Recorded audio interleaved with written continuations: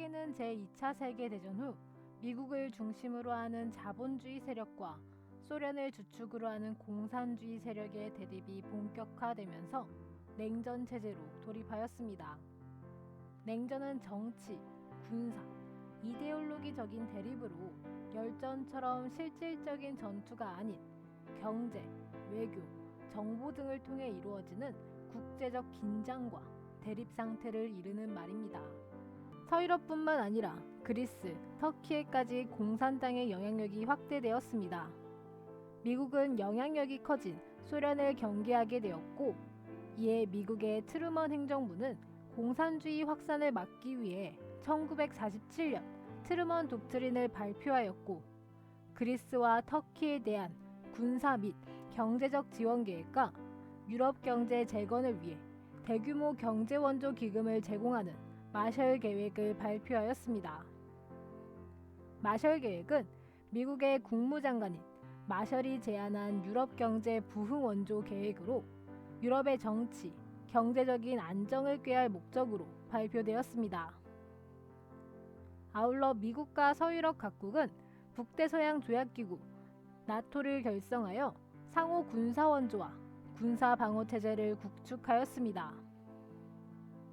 이에 대항하여 소련은 국제공산당 정보기관인 코민포럼을 창설하여 정치적 상황을 분석하고 공산당의 활동 방침을 전파하였으며 공산 진영을 결속하고 체코슬로바키아를 공산화하였습니다.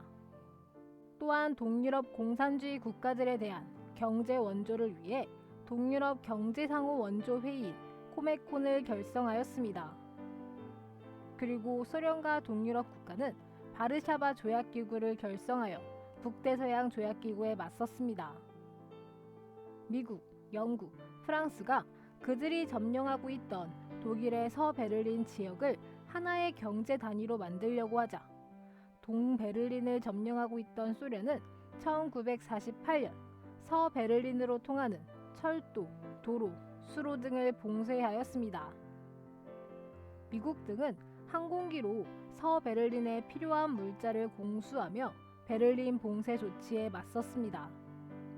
이듬해 미국과 소련의 합의하에 베를린 봉쇄는 해체되었으나 결국 독일은 자유주의 서독 정부와 공산주의 동독 정부의 수립으로 분단되었고 베를린도 동서로 분할되었습니다.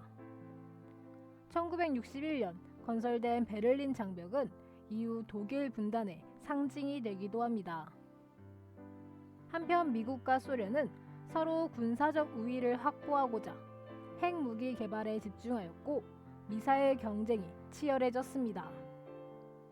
미국에 이어 소련이 원자폭탄을 만들어내자 미국은 수소폭탄을 개발하였습니다. 이후 양국 간에 더 강한 핵무기를 보유하기 위한 핵무기 경쟁에 돌입하였고 대륙간 탄도미사일 등 장거리 미사일 개발에도 열을 올렸습니다. 결국 세계는 핵 정쟁 발발의 위기에 놓이게 되어 미국이 터키와 중동 지역에 핵무기를 배치하자 소련은 쿠바에 미사일 기지를 건설하였습니다. 미국은 이를 자국에 대한 위협이라고 여겨 즉각적 철수를 요구하며 쿠바 해상을 봉쇄하는 조치를 단행하였습니다. 그러나 다행히 협상을 통해 터키와 쿠바에서 각각 핵무기를 철수하며 1962년에 쿠바 미사일 위기를 극복할 수 있었습니다. 이러한 위기에도 냉전은 파국으로 이어지지 않았고 닉슨 독트린 등 긴장 완화의 움직임이 나타나게 됩니다.